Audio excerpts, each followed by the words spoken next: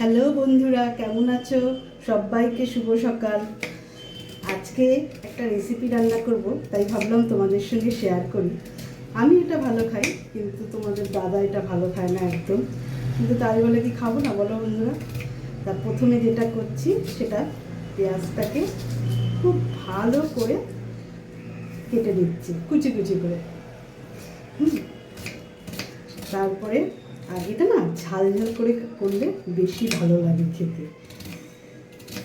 আজকে সানডে, তোমরা তো জানো আমি মাংস খাই না, তা ভাবলাম তাহলে এটা খাই।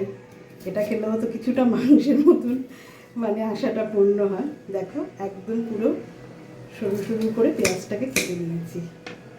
আর কেটে নেবো একটা টমেটো। তোমরা কে কী রান্না করছো? নিশ্চয়ই আজকে সানডে সবার বাড়িতে মাংস হচ্ছে। যাই হোক, যে যেটা ভালোবাসে সে সেটা রান্না করো।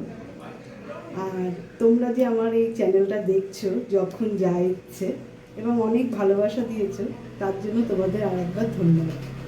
টমেটো কেটে নিলাম, এরপরে কাঁচা লঙ্কাগুলোকে চিড়ে নিচ্ছি।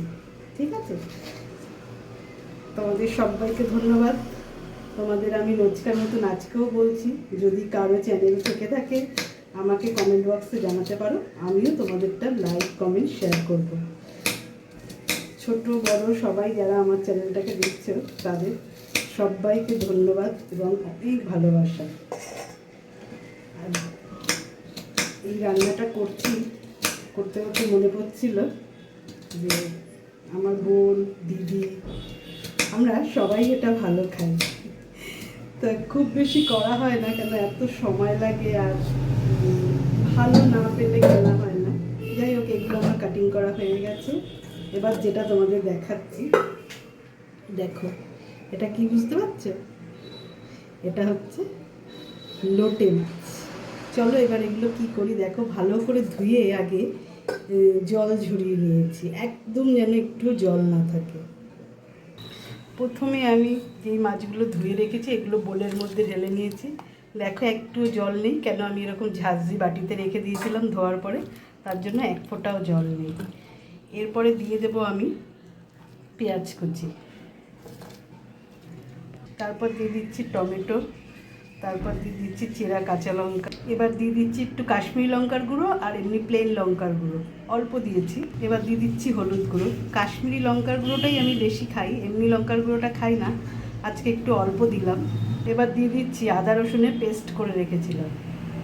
আর দিয়ে দিচ্ছি সর্ষের তেল, অবশ্যই সর্ষের তেল দিয়ে বানাবেন। এগুলো এবার ভালো করে মেখে নেব। নুনটা দেব না, নুনটা যখন মাছটা হয়ে আসবে তখন দেব, কেন এই মাছে জল বেরোয় খুব। এইভাবে মেখে আমি 5 মিনিট ঢাকা দিয়ে রাখবো। বেশিক্ষণ এটা ম্যারিনেট হতে লাগে না। দেখুন বন্ধুরা, ভালো করে সব মেখে নিলাম। এবার এটা 5 মিনিট ঢাকা দিয়ে রাখবো।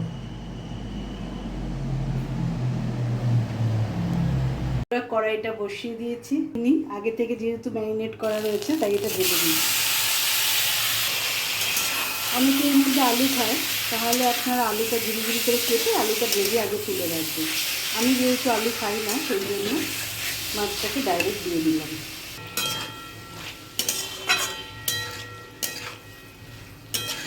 প্রথমে কড়াইতে দিয়ে একটু নেড়ে তারপরে হালকা করে ছড়িয়ে দেবে, আর মাঝে মাঝেই 2 মিনিট পর পরই এটাকে নাড়বেন।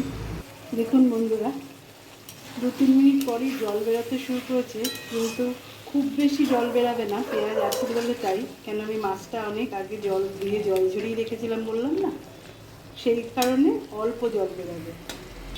যারা না খেয়েছেন তারা এরকমভাবে বানিয়ে দেখবেন, এত সুস্বাদু হয়। আর একদম শুকনো শুকনো করবেন এটা। দেখেছেন আমার কিন্তু খুব একটা জল বেরোচ্ছে না। বন্ধুরা, মাছটা একটু জল নেই, হয়ে এসছে। আমি নুন দিয়ে দিচ্ছি। আর এই মাছে না বেশি নুন লাগে না, তাই নুনটা অল্প দিয়েই দেখবেন। তারপর নেড়ে একটু টেস্ট করে নেবেন, যদি মনে হয় আর একটু দেবেন, আগে থেকে বেশি দেবেন না। দেখুন একেবারে জল শুকিয়ে গেছে, দেখতে পাচ্ছেন কড়াইটা একদম লেগে যাচ্ছে। এবার এটাকে আর একটুখানি টানিয়ে নামিয়ে ফেলব। রেডি আমাদের বন্ধু লোটে মাছ। এইরকমভাবে করে দেখুন আপনারা, দারুণ সুন্দর খেতে হবে। কি সুন্দর রঙটা হয়েছে দেখেছেন? ঝরঝরে শুকনো ভাত, তার সঙ্গে এটা দিয়ে খান, খুব টেস্ট লাগবে। সবাই ভালো থাকবেন, আমাকে কমেন্ট করবেন। কীরকম হয়েছে। আর সবাইকে অনেক ভালোবাসা আর ধন্যবাদ।